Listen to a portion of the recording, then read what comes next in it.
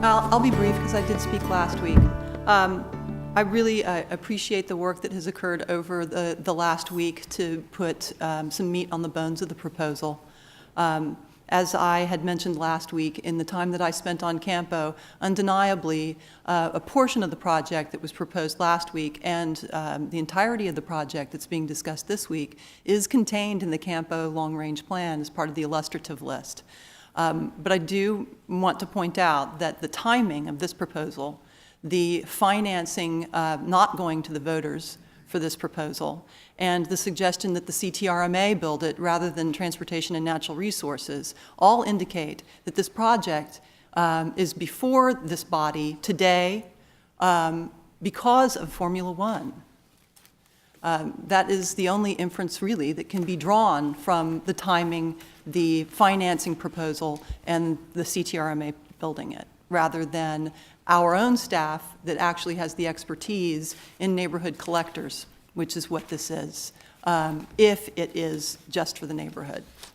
I agree that the road needs to be built. This particular project has been on the books for some time.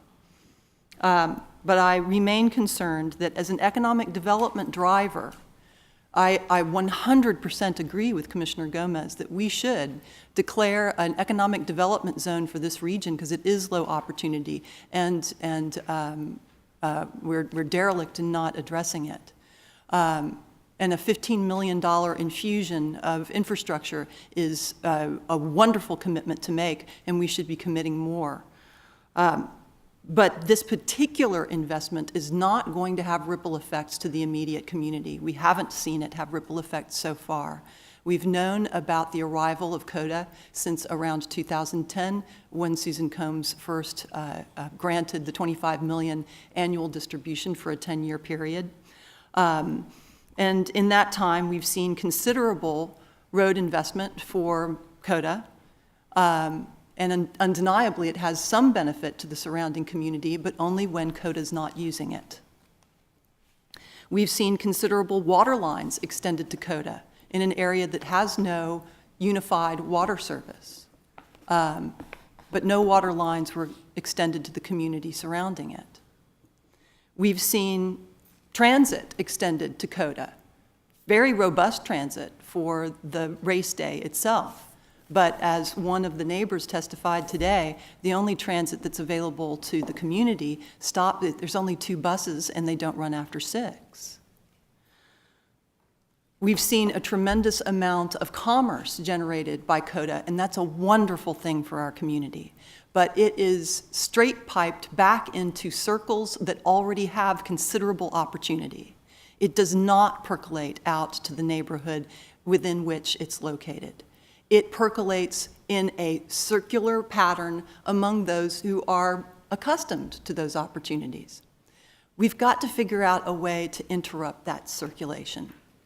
I, again, agree that the road plan that is being suggested today is a good one. I voted for it in the Campo plan. But I do think that it's disturbing that we would not take it to voters as part of our bond package, and that we would go around our own Transportation and Natural Resources Department to an outside entity to build it on an expedited basis and for a cost that I appreciate what the CTRMA does. They have a tremendous amount of expertise in building toll roads.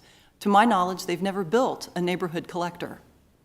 So we are deciding to not go with the recommendation of a department that has a considerable amount of expertise in that area, and instead go with a dollar figure recommendation from an organization for whom this really isn't their major thrust. I can only draw the conclusion that this is a species of corporate welfare, masked as economic development for an area that's in desperate need of genuine economic development. Thank you.